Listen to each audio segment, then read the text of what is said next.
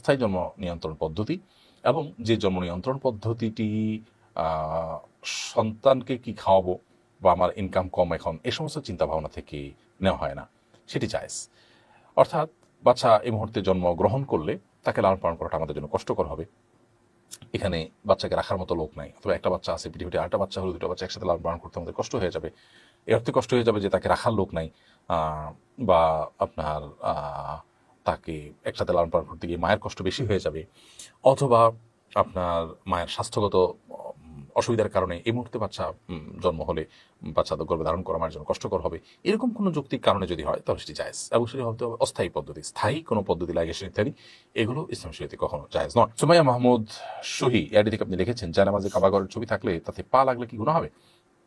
এতে বড় গুনাহ হবে না, বিশেষ করে ইচ্ছাকৃত যখন লাগবে তখন কোনো গুনাহ হবে না। স্থায়ী জন্ম নিয়ন্ত্রণ পদ্ধতি। চ্যানেলটি সাবস্ক্রাইব করে আমাদের সঙ্গেই থাকুন।